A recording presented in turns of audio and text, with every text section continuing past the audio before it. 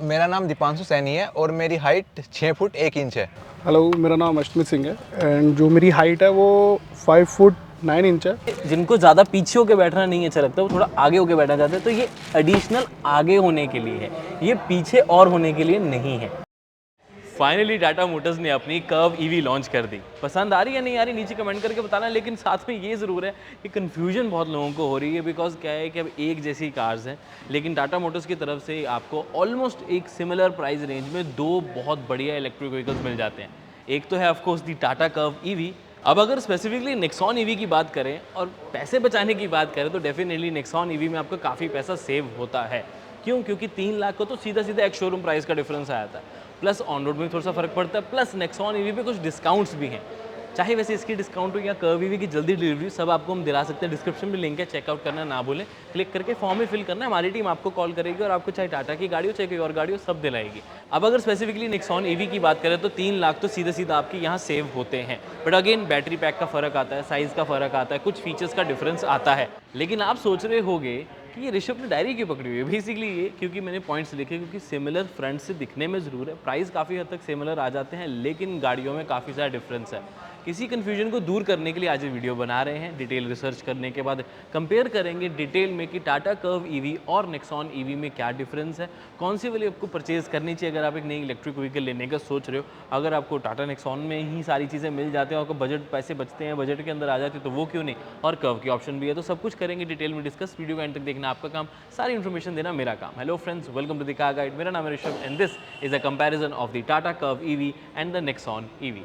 सबसे पहले लुक्स के बारे में फटाफट बात कर लेते हैं। तो फ्रंट लुक तो काफ़ी हद तक सिमिलर देखने को मिलेगा। फ़र्क क्या आता है कि टाटा कर्व ईवी फ्रंट से चार्ज होती है और नेक्सॉन ईवी साइड से चार्ज होती है। उसके अलावा थोड़ा बहुत ग्रिल वगैरह के फ़र्क है। Major front parking sensor, 360 degree camera connected और साथ में एलईडी हेडलैम्प का सेटअप सिमिलर ही आपको देखने को मिलेगा। तो या तो कोई टाटा का अगर फ़ैन होगा या फिर जिसके पास टाटा कर्व या टाटा नेक्सॉन होगी, उसी को डिफरेंस समझ आएगा फ्रंट से देखते ही फटाफट कि यार ये कर्व है या ये नेक्सॉन है।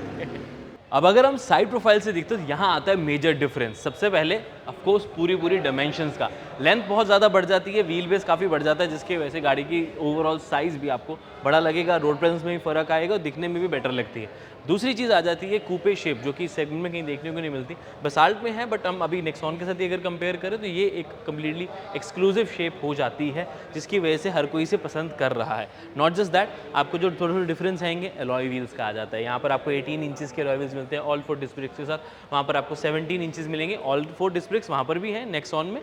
बट हाँ, ऑफकोर्स इसके व्हील्स ज़्यादा बेटर लगते हैं। क्यों? क्योंकि एलॉय के साथ साथ एरो इंसर्ट्स का लुक जो डिज़ाइन है वो काफ़ी उठकर आता है।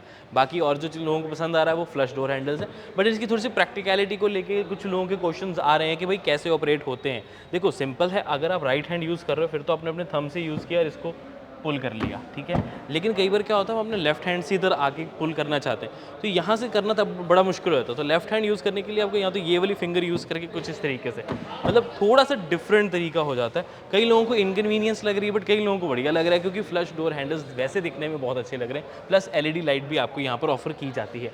ये ज़रूर ध्यान रखिए कि जो रिक्वेस्ट सेंसर है सिर्फ और सिर्फ ड्राइवर साइड पर है। रूफ रेल्स का थोड़ा सा डिफरेंस आया था, बिकॉज नेक्सॉन ईवी में आपको रूफ रेल्स भी मिलते हैं, इसमें नहीं मिलते। बट हाँ, इसमें इंस्टॉल करवाना चाहें तो करवा सकते हैं। साइड प्रोफाइल मेजर ये फ़र्क है। डायमेंशंस का चार्ट लगा दो तो एक अच्छा आइडिया हो जाएगा। अगला मेजर डिफरेंस इसकी रियर साइड। ऑफ कोर्स ये जो लुक्स हैं, इसी की वजह से ज़्यादा कर्व हाईलाइट हुई है और कहीं ना कहीं हाइप भी क्रिएट हुई है इसी नए लुक की वजह से। कूपे शेप आ जाती है, थोड़ी सी यहाँ पर वो नहीं मिलेगा आपको वाइपर वॉशर, बट ज़रूरत नहीं, क्योंकि काफ़ी ज़्यादा स्लोपिंग ही हो जाती है। डीफॉगर प्रॉपर है, ग्लास काफ़ी बड़ा, शार्क पेनिटीना वगैरह, बट मेजर चीज़ ये लुक देखो। इसी लुक की वजह से सारे इसके हैं दीवाने या फ़ैन कह सकता हूँ मैं।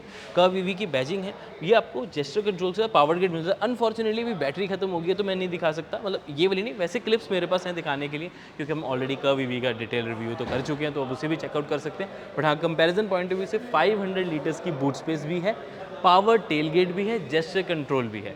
एज़ कंपेरिजन अगर हम करें इसको नेक्सॉन ईवी के साथ, तो वहाँ पर आपको 350 लीटर्स की बूट स्पेस मिलती है, जो कि इलेक्ट्रिकल टेलगेट रिलीज़ के साथ आती है, बट पावर्ड नहीं है। तो थोड़ा सा ये डिफरेंस आ जाता है। वॉक अराउंड तो हमने देख लिया, अब कुछ बैटरी के बारे में बात कर लेते हैं। अब दोनों ही गाड़ियों की बैटरी और रेंज को समझने के लिए एक कंप्लीट चार्ट यहाँ लगा देता हूँ, क्योंकि रिटर्न में जो चीज़ आप समझ पाओगे वो मैं बोल के समझा भी नहीं पाऊँगा। तो रिटर्न वाली चीज़ या पढ़ के जो आप चीज़ समझ पाओगे वो बेटर समझ पाओगे। तो देखो फ़र्क तो है, 30 किलोवाट 40 किलोवाट नेक्सॉन में और 45 और 50 किलोवाट आवर की batteries in the curve. Charging speed का ही फ़र्क आता है, रेंज का फ़र्क भी आता है। अराउंड कर्व में आपको 100 किलोमीटर्स की रियल रेंज कंपैरेटिवली एक्स्ट्रा मिलती है, बट ये वेरिएंट टू वेरिएंट भी डिफर कर जाता है। फॉर एग्जांपल अब मैं आपको समझाता हूँ, कर्व जो है वो शुरू होती है 17.5 लाख के प्राइस से।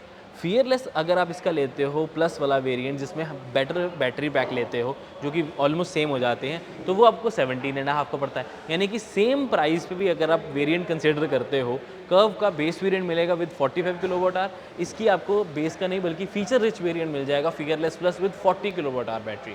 अब उसमें बेनिफिट आपको ये मिल जाता है कि आपको फीचर्स ज़्यादा मिल जाते हैं, जिसकी रनिंग उस अकॉर्डिंगली है। यानी कि मेरे को चलानी 100 किलोमीटर दिन की है, मैंने 2 दिन या 3 दिन चलाई, उसके बाद गाड़ी को चार्ज करना है, तो उसके लिए चाहे नेक्सॉन हो चाहे कर्व हो कोई डिफरेंस क्रिएट नहीं होगा, क्योंकि अल्टीमेटली आपने चार्ज तो उसको 2 या 3 दिन बाद ही करना है। और अगर चौथे दिन भी कर लिए तो कोई फ़र्क नहीं, क्योंकि टेक्निकली आपकी रनिंग कॉस्ट तो सेम ही रहेगी ना, सिर्फ चार्जिंग की फ्रीक्वेंसी बढ़ जाएगी। उसमें सिर्फ और सिर्फ बैटरी हेल्थ का यानी कि बैटरी साइकिल का थोड़ा सा फ़र्क आता है, उससे ज़्यादा फ़र्क नहीं आएगा। बात करते हैं नेक्सॉन ईवी के इंटीरियर में। सबसे पहले बता देता हूँ कि यार काफ़ी ज़्यादा अच्छी लगती है मेरे को गाड़ी ऑनेस्टली। ये लाइट थीम इंटीरियर है, 2 स्पोक स्टीयरिंग है, थोड़ा कर्व का डिफरेंट है, लेकिन इंपॉर्टेंट ये आ जाता है कि आपको e shifter, drive modes, wireless charger, ये आपको हैंड ब्रेक, 10.25 इंचज़ की टच स्क्रीन, 10.25 इंचज़ का डिजिटल क्लस्टर, 5 डिजिटल कंट्रोल्स और बड़ा ग्लव बॉक्स है प्रॉपर आपको देखने को मिलेगा। इल्यूमिनेटेड भी है और कूल्ड भी है, दैट्स अ गुड थिंग, और काफ़ी बड़ी ओपनिंग है। नेक्सॉन ईवी एक अच्छा प्रोडक्ट है नो डाउट, और अब और बेटर हो गया क्योंकि डिस्काउंट्स काफ़ी अच्छे मिल रहे हैं। अलग अलग डीलरशिप्स पे अलग अलग वेरिएंट, अलग अलग कलर्स के हिसाब से डिस्काउंट है। तो अगर आप एक नेक्सॉन ईवी लेने की सोचो, मैंने बताया ना दिल्ली एनसीआर के 200 किलोमीटर के रेडियस में भी अगर हो ना, तो फटाफट से डिस्क्रिप्शन चेक करो, लिंक पे क्लिक करो, नाम और नंबर भरना आपको, सिर्फ मैं और मेरी टीम आपको करेगी कॉल, ठीक है कि नहीं, जल्दी कर लो। ओके, नेक्सॉन ईवी में फ़र्क क्या आ जाता है कि ये सीट्स हैं वो मैनुअल एडजस्टमेंट होती है, इलेक्ट्रिकली एडजस्टेबल नहीं है, तो थोड़ा उस चीज़ का ध्यान रखना। बट वैसे बढ़िया है, स्पेस आपको सही मिल जाती है। माई हाइट इज़ 5'9", अभी ये सीट पूरी ऊपर हो रखी है, तो हेडरूम 2 इंच का मेरे पास बच जाता है, थोड़ा सा, बहुत ज़्यादा नहीं है बट 2 इंच का हेडरूम मेरे को मिल जाता है। नी room, leg room is good, और साथ में डेड पेडल भी काफ़ी बड़ा है, तो दैट्स अ गुड थिंग। अब कर्व में आपको एडिशनली मिलता क्या क्या वो बता देते हैं। एक तो 4 स्पोक स्टीयरिंग हो गया, हैरियर सफारी वाला, दिखने में ज़्यादा अच्छा लगता है। प्लस फीचर वाइज अगर आप देखेंगे तो आपको इलेक्ट्रिकल एडजस्टेबल सीट्स मिल जाती हैं यहाँ पर, जो कि 6 वे है। यूजुअली इस सेगमेंट में 8 वे आती हैं, बट चलो एटलीस्ट 6 वे तो है, ये तो अच्छी बात थी। स्मूथ है, अच्छे से काम करती हैं, वो बढ़िया है। उसके अलावा डेड पेडल आपको दिखाना चाहूँगा, वो भी आपको प्रॉपर मिल जाता है यहाँ पर। अभी तो मैट भी लगा हुआ है। कर्व के इंटीरियर में बैठती है ना, आपको लगता है फीचर्स तो एडिशनल मिल गए, जैसे कि बड़ी स्क्रीन 12.25 इंचज़ की टच स्क्रीन यहाँ पर आपको ऑफर की जाती है, प्लस इलेक्ट्रिक पार्किंग ब्रेक भी मिल जाती है। बाकी चीज़ें आपको सिमिलर मिलेंगी, चाहे कंट्रोल्स हो, ई शिफ्टर हो, वायरलेस चार्जर हो, बट एडिशनल चीज़ों में आ जाते हैं थोड़ा सा। अगर ऊपर अगर आप देख पाएँ तो पैनोरामिक सनरूफ आ जाती है, वो भी एम्बिएंट लाइटिंग के साथ, तो ये एडिशनल फीचर्स हो जाते हैं। प्लस एंटरटेनमेंट के लिए 9 स्पीकर सिस्टम JBL की तरफ से, सब वूफर वाला तो है ही। अब क्योंकि ये स्क्रीन भी डिफरेंट है और अपग्रेडेड है, तो कुछ फीचर्स भी आपको एडिशनल मिल जाते हैं, जैसे कि आर्काइड ईवी का पूरा जो सपोर्ट है नए वाले फीचर्स के साथ। हो सकता है वैसे वो नेक्सॉन ईवी में भी आ जाए, जैसे पंच ईवी में आते हैं। और इसके साथ अगर मैं स्पेसिफिकली बात करूँ तो आपको 4 वॉइस असिस्टेंट भी हैं, साथ में आपको मिल जाती हैं गेम्स भी हैं, स्पॉटिफाई भी है, अमेजॉन म्यूजिक भी है, तो काफ़ी ज़्यादा एडिशनल फीचर्स इसमें ऐड हो गए हैं। तो उसका भी थोड़ा बहुत एडवांटेज तो आपको मिलेगा ही मिलेगा। बाकी जो इसका डिजिटल क्लस्टर है वो मुझे बहुत सेक्सी लगता है, नेविगेशन भी पूरी वहीं पर आ जाती है। और अगेन क्योंकि एडास है तो यहाँ पर बटन्स भी डिफरेंट आपको देखने को मिलेंगे। क्या आप जज कर पा रहे हो कि मैं कर्व में बैठे हुए हैं नेक्सॉन में? कर ही लिया होगा, क्योंकि सनरूफ का फर्क आ जाता है। Electric pane sunroof in the Nexon, Curvv में देखते हो तो पैनोरामिक है, बट अभी हम नेक्सॉन में बैठे हैं तो नेक्सॉन की चीज़ें बता देता हूँ। Knee room good, under the support मेरे को बहुत अच्छा लगता है नेक्सॉन ईवी का, to be very honest, because इसका क्या है ना, बैटरी थोड़ी नीचे है। कर्व में थोड़ी सी बैटरी ऊपर आती है तो उससे पैर आपके ऊपर हो जाते हैं, बट एनीवेज नेक्सॉन ईवी में थोड़ा सा हम्प आपको यहाँ पर देखने को मिलेगा। Good under Thai support, armrest बिल्कुल सेम है कर्व वाली, कोई डिफरेंस नहीं लगा। सीट्स का डिज़ाइन भी आपको, कलर स्कीम्स भी ऑलमोस्ट सेम लगेंगी। पॉकेट्स नहीं है, ध्यान रखना। Rear AC vents, type C fast charging port 45 वाट का। नी रूम मैंने आपको बताया सही है। हेडरूम जो है वो मेरे को फिर भी ठीक मिल जाता है, क्योंकि पैनोरामिक सनरूफ नहीं है। ग्रूव ज़रूर है सनरूफ का यहाँ पर, अगर आप ध्यान से देखेंगे। अगर आगे होकर बैठूंगा तो 2 इंच के आसपास का, यहाँ पीछे बैठूंगा तो मिल जाता है। बट अगेन थोड़ा सा अगर कोई टॉल होगा, 6 फीट का लगा लो, यहाँ कोई टर्बन वाला होगा, उसके लिए थोड़ी सी दिक्कत आ सकती है। तो ऐसा करते हैं, हम एक 6 फीट वाले पर्सन को बुला लेते हैं और एक टर्बन वाले पर्सन को भी बुला लेते हैं, या उनको कर्व में बिठाएंगे। कर्व में आपको बेटर पता लगेगा कि कितना हेडरूम है। अभी मैं लेके आता हूँ एक 6 फीट पर्सन को और एक पग जिन्होंने टर्बन पहनी होगी उनको। अब कर्व और नेक्सॉन में जो फ़र्क है ना, ये कि इसके जो बैटरी पैक है बड़ा भी है और थोड़ा ऊपर है। ऊपर होने की वजह से पैर मेरे थोड़े से ऊपर आ गए, तो लेग्स ऐसे उठ सी गई हैं एज़ कम्पेयर टू नेक्सॉन। तो जहाँ नेक्सॉन ईवी में मैं अंडर द सपोर्ट को लेके बहुत खुश था, यहाँ खुश उतना नहीं हूँ, क्योंकि अंडर द सपोर्ट नहीं मिलता, क्योंकि आगे मैं स्ट्रेच भी नहीं कर पा रहा। नी रूम तो फिर भी अच्छा मिल रहा है, पॉकेट्स कुछ नहीं है, और अंडर द सपोर्ट की कमी डेफिनेटली महसूस होगी। हेडरूम अगेन थोड़ा सा कम हो जाता है, जहाँ पर ग्रूव है वहाँ पर 2 इंच के आसपास, और अगर यहाँ सीधा बैठते हैं, चलो एक बार इतना, माई हाइट इज़ 5'9", फिर से बता दूँ, तो यहाँ पर वही 1 इंच 2 इंच से थोड़ा कम, यहाँ थोड़ा ज़्यादा है, 4 इंच 3-4 इंच आ जाता है। बट मेजर बात वही है कि हमेशा ऐसे तो बैठना नहीं है, अब अंदर आके बैठना है। किसी ने टर्बन पहनी तो मैं अभी दिखाऊंगा आपको, वो है। प्लस ये लाइट्स आपको दोनों ही गाड़ियों में मिलती हैं। आर्मरेस्ट वगैरह भी मैंने जैसे बताया था बिल्कुल सेम है, एग्जैक्ट वही है। कलर थीम वगैरह भी बिल्कुल मैच करती है। 2 हेडरेस्ट भी आपको मिलेंगे। फ़र्क आया था बस कूपे स्टाइल का, तो उसकी वजह से थोड़ा सा हेडरूम भी कम हो रहा है, और अगले पर्सन को IRVM से व्यू काफ़ी कम मिलता है बिकॉज ऑफ दैट बहुत नैरो ग्लास विंडो भी नहीं, मतलब ग्लास साइज़ का इतना ज़्यादा छोटा हो जाता है कि अगर वहाँ से व्यू देखते हो तो आपको रोड उतनी खास दिखती नहीं है, तो आपको साइड ORVMs या ड्राइवर रिव्यू मॉनिटर का इस्तेमाल करके स्क्रीन पे रियर कैमरा की डिस्प्ले लगानी पड़ती है, तब आपको सही से पता लगता है। मतलब दिखता तो है, but as compare to other cars काफ़ी कम दिखता है। हेलो, मेरा नाम अश्मित सिंह है एंड जो मेरी हाइट है वो 5 फुट 9 इंच है। तो जैसे कि अगर आप देख सकते हैं, मैं अगर पीछे बैठा हूँ तो मेरी जो टर्बन है वो ऊपर टच नहीं हो रही है, और मैं आराम से बैठा हूँ। अगर आप थाई सपोर्ट भी देखोगे तो परफेक्ट है एकदम, जो कि लॉन्ग रूट्स में हेल्प करेगा काफ़ी। और लेग रूम भी अच्छा है, ज़्यादा कम भी नहीं है, प्रॉपर स्पेस है। मेरा नाम दीपांशु सैनी है और मेरी हाइट 6 फुट 1 इंच है। मुझे अंदर बैठने में कोई प्रॉब्लम नहीं हुई।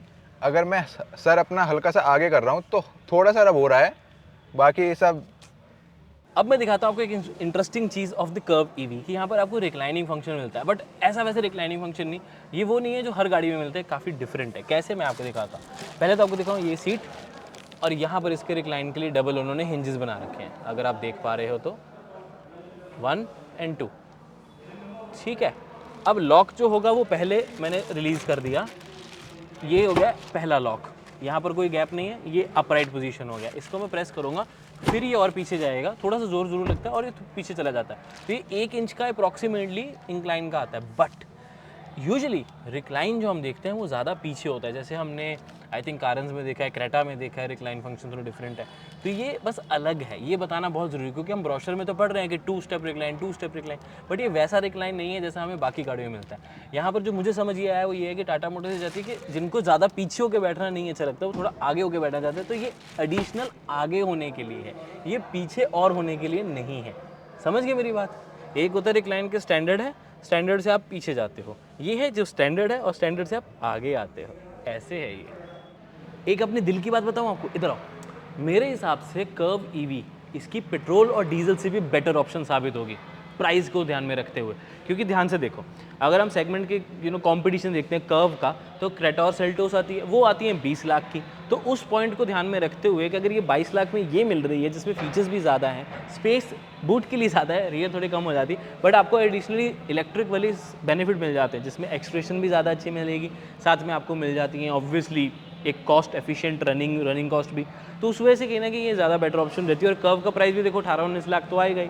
तो उस पॉइंट को कंसिडर करते हुए मेरे हिसाब से कर्व ईवी एक बहुत अच्छा प्रोडक्ट है, पेट्रोल और डीजल से बेटर ईवी वाली साइड पे जाना। बाकी आपका क्या ओपिनियन है नीचे कमेंट करके जरूर बताएं, और साथ के साथ हमारी बाकी वीडियोस भी चेकआउट करें। कर्व हमने अच्छे से एक्सप्लेन अप कर दिया, बहुत जल्दी इसका ड्राइव रिव्यू और वेरिएंट्स अपलोड हो जाएंगे, कल परसों या 2-3 दिनों में। तो उसके लिए भी चैनल को सब्सक्राइब करना इज इंपॉर्टेंट। मैं मिलता हूँ अगली वीडियो में, till then drive safe, take care, I love you guys, bye bye.